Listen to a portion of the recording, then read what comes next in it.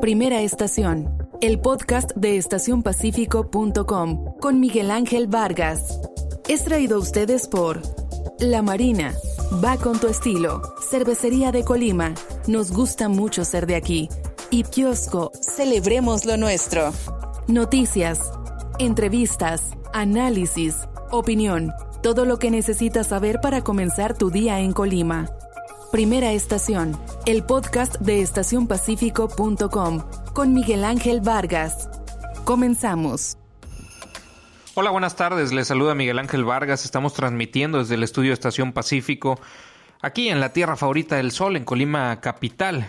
Transmitimos este lunes 13 de abril del 2020 para todo el estado de Colima y para cualquier lugar en el que interese lo que aquí sucede en este hermoso rincón del Pacífico Central mexicano. Un día soleado, algo caluroso, un día muy bonito a pesar de la contingencia que estamos viviendo. Seguimos con mucha seriedad, completamente enfocados en proporcionarles información relacionada con esta compleja situación de salud.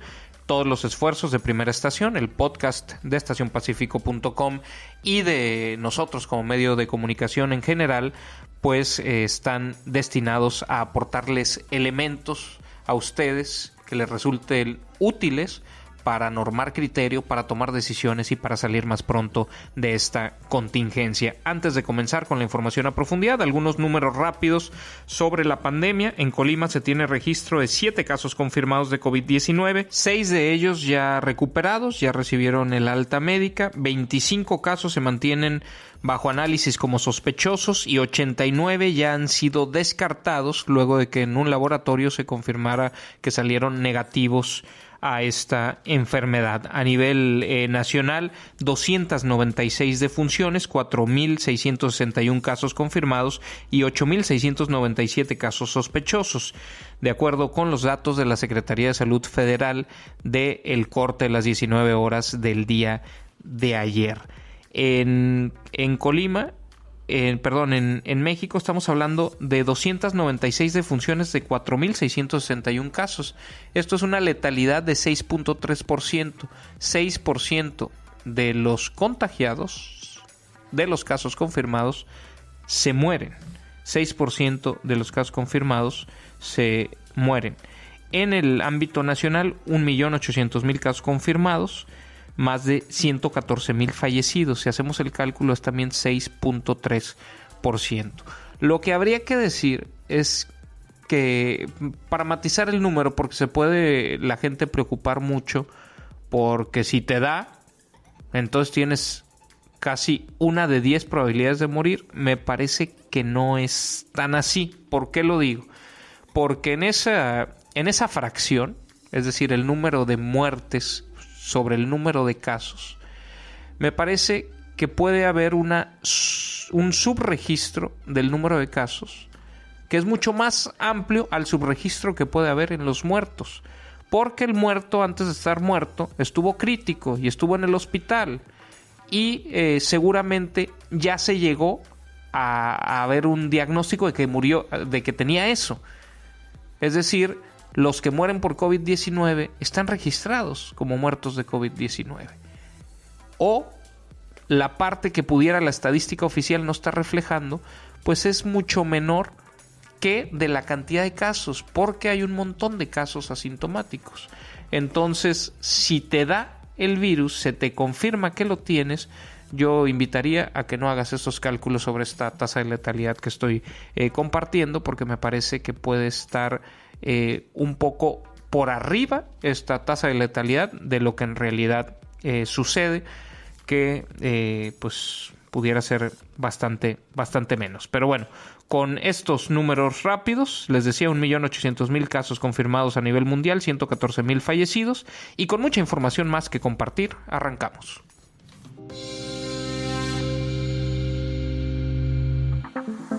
La nota principal.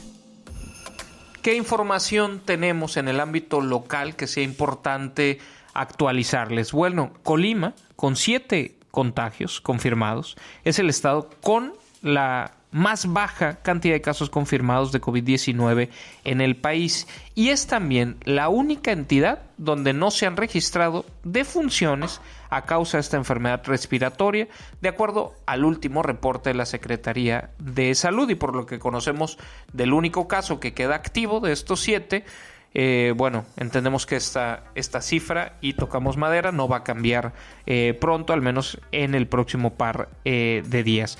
En contraste, la Ciudad de México es la que presenta la mayor cantidad de personas infectadas y también la mayor cantidad de personas fallecidas. Y les iba a decir que por obvias razones, pero bueno, no tan obvias, pues, porque el Estado de México tiene una población mayor a la de la Ciudad de México, prácticamente el doble de población, es un territorio más amplio, pero aquí pudieran entrar factores como la concentración de casos por las instituciones de salud federales que está acaparando la Ciudad de México y también factores como la densidad de población que pues acelera la velocidad de contagio, la densidad poblacional, ¿no? El que tan cerquita estamos uno del otro en cómo vivimos, ¿no? Entonces la Ciudad de México con 1,328 casos encabeza este ranking nacional, es también donde se ha dado el mayor número de funciones con 56.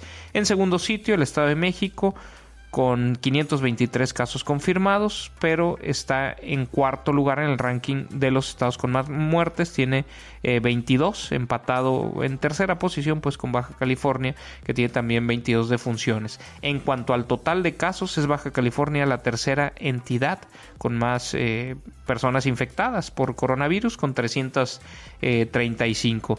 Y entre los estados que menos casos tienen, bueno, antes de Colima, está Zacatecas, es el segundo estado de abajo para arriba con menor cantidad de casos, que tiene 15 casos confirmados, sin embargo tiene 2 muertes por COVID-19, muertes que por suerte, que es una buena noticia, no tenemos en el caso de Colima. La tercera entidad con menos casos positivos es Durango, que tiene 16 casos confirmados, tiene también decesos ya, tiene 4 decesos por esta causa. Eso es lo importante que habría que decir del ámbito estatal. Eso es una buena noticia, pero para nada implica que debamos cantar victoria.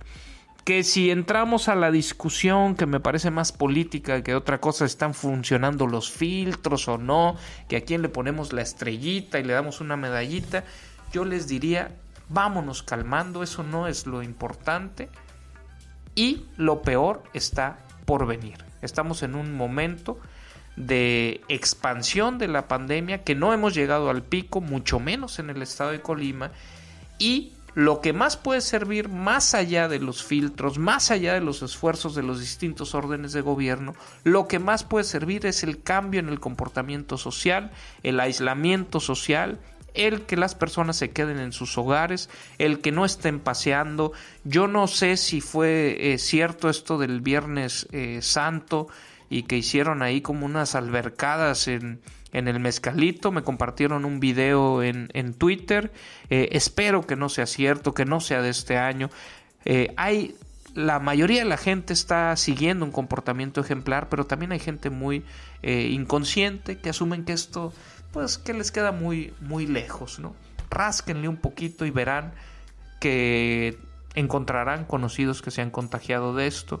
Vean que esta enfermedad pues puede presentar, y no solamente en los adultos mayores, sino están muriendo también personas, adultos jóvenes, pero que tienen algunas condiciones pues que no favorecen el solventar, el recuperarse de esta enfermedad, ¿no? Es el caso de la diabetes, el caso de la hipertensión principalmente, o cualquier enfermedad respiratoria.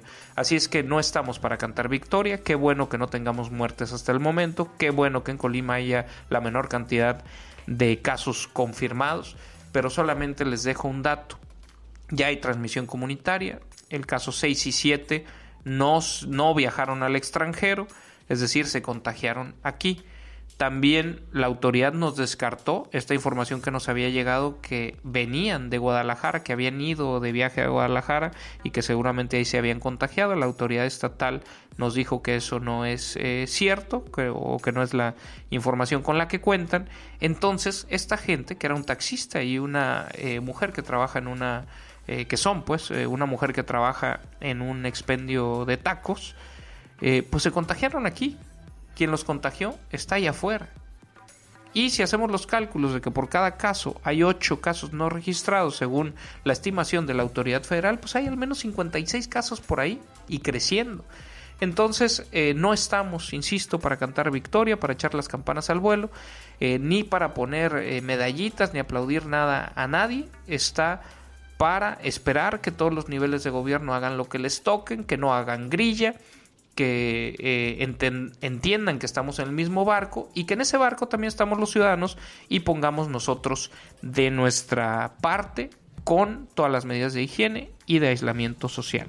Hasta ahí dejo el asunto, porque simple matemática, lo peor en esta pandemia está por venir. Más información en estacionpacifico.com. ¿Qué otra información en el ámbito local? Pues cómo va el tema de la reconversión hospitalaria, y aquí creo que el concepto involucra 2 cosas. Tanto lo relacionado con los protocolos para separar casos de COVID de casos de no COVID, de en dónde los vas a concentrar, en qué instalaciones hospitalarias, si se dejarán algunos hospitales públicos libres de pacientes de COVID o no, todo eso. Y por otro lado, lo necesario para reconvertir áreas que puedan dar cabida a más pacientes para cuando llegue el pico de la pandemia. Ese es un tema importantísimo para al final ver cuál va a ser el saldo en términos de salud pública de esta pandemia aquí en el estado de Colima y en general en el país. Sobre ese tema se ha informado algo recientemente. Emitió un comunicado el gobierno del estado y se los voy a leer íntegros. En gira de trabajo por el Hospital Regional Universitario, la titular de la Secretaría de Salud, Leticia Delgado Carrillo, constató el desarrollo de la reconversión hospitalaria para la atención de pacientes con COVID-19.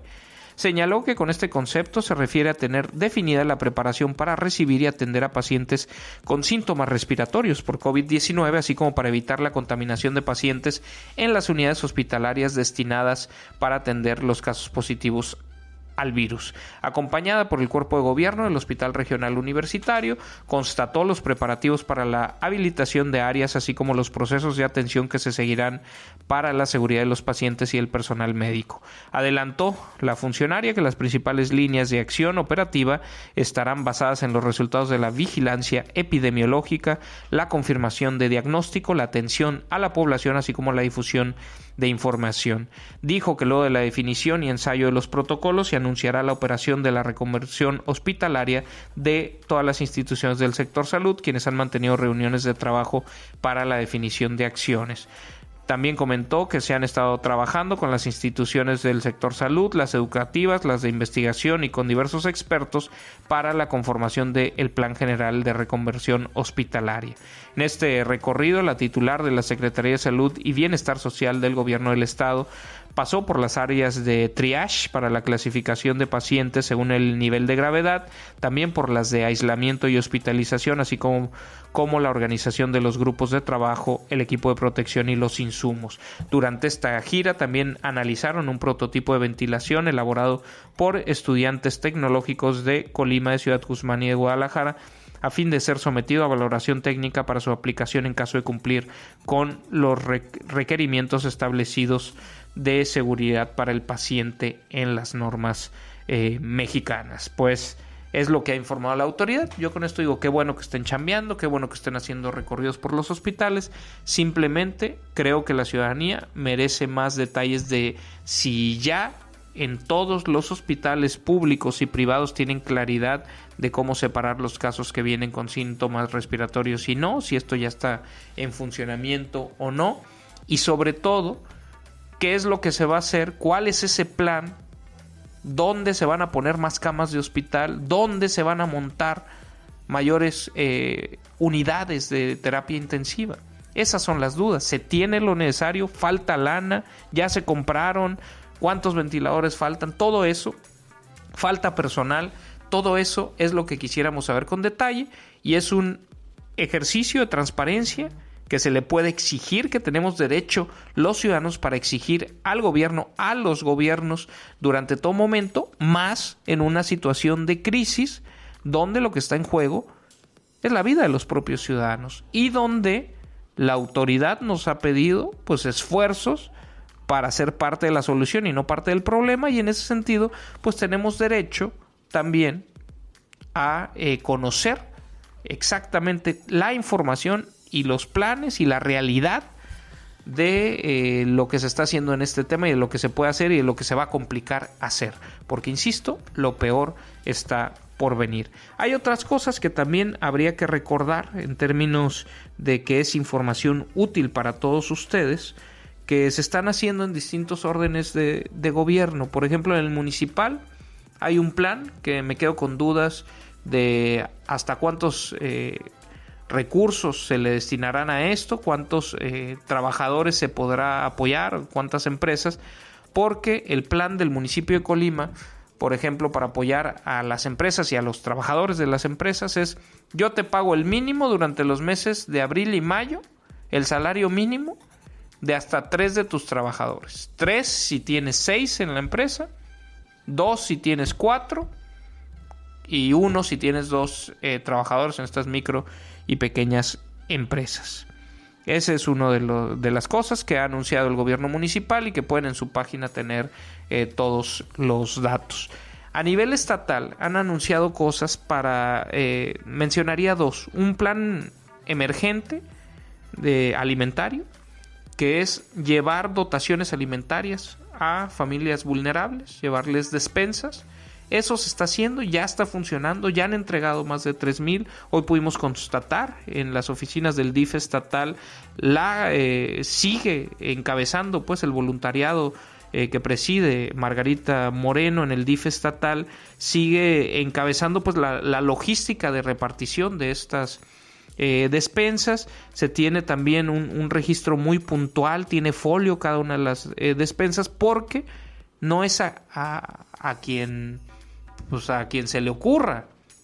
Se ha seguido un procedimiento porque invitan a la población que no tenga ingresos a que las pida, y han dado un teléfono para hacerlo. Les toman sus datos y se los voy a compartir para que, si alguien que nos está escuchando cayera en esta situación o conoce a alguien que cae en esta situación, pues que les comparta la información. Hay que marcar al 312-316-2098, 312-316-2098. Están dando dotaciones alimentarias para gente con escasos recursos que han perdido ingresos por esta contingencia. Esa es la información local que hay para compartir en este arranque de semana, y bueno, seguiremos atentos a estos temas.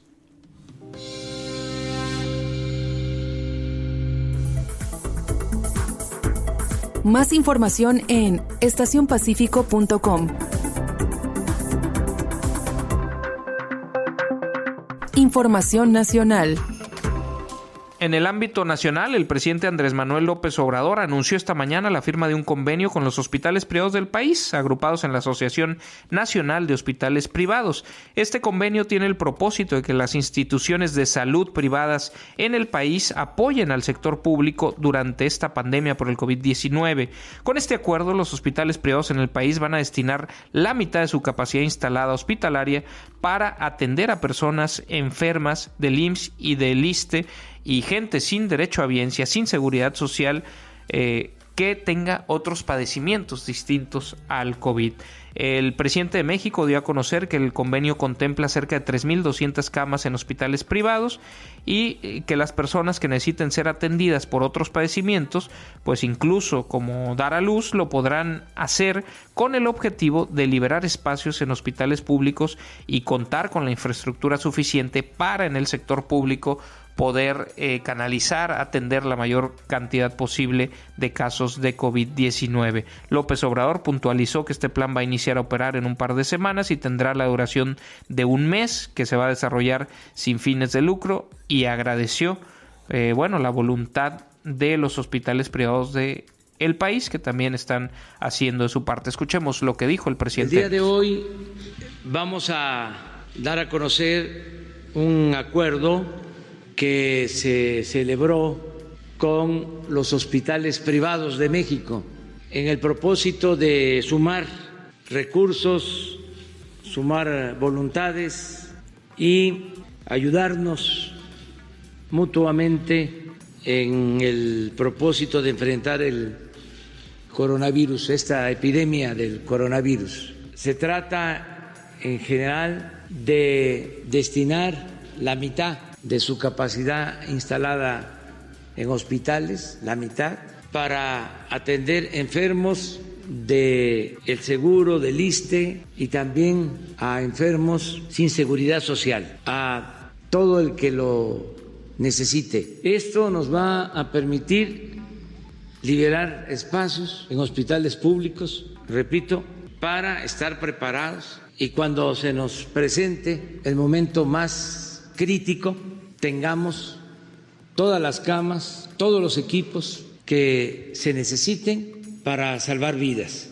Y esto no quiere decir que en los hospitales privados no se pueda dar atención al COVID, quiere decir que se buscará liberar espacios de hospitales públicos para que puedan atender a más casos de COVID-19, pero los hospitales privados, pues a su vez tienen que hacer los protocolos, las adaptaciones necesarias para separar a pacientes COVID de pacientes de otras enfermedades, ¿no? Y que no se conviertan en un riesgo de contagio la propia institución de salud en la que se encuentra la gente buscando atenderse.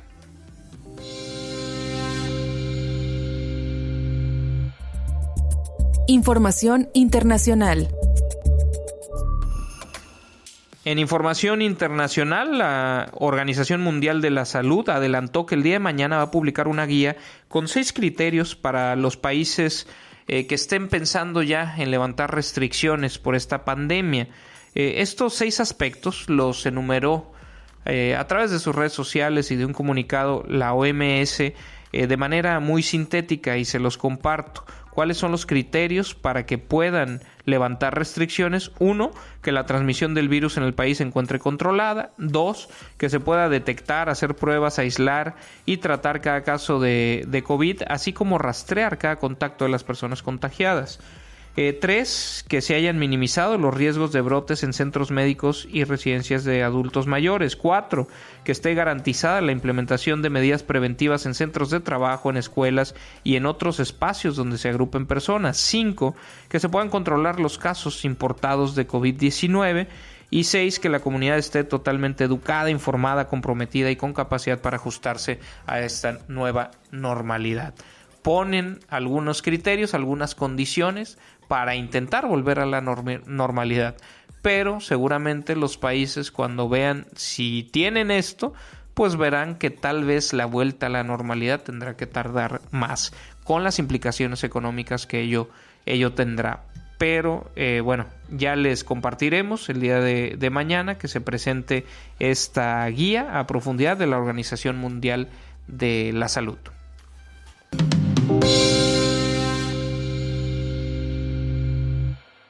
Y bueno, con esta información internacional terminamos con el episodio de hoy de Primera Estación. A nombre de todo el equipo de Estación Pacífico, yo me despido, soy Miguel Ángel Vargas y les deseo el lunes y el arranque de semana que ustedes se merecen. La Marina va con tu estilo. Cervecería de Colima, nos gusta mucho ser de aquí. Y Kiosco, celebremos lo nuestro. Presentaron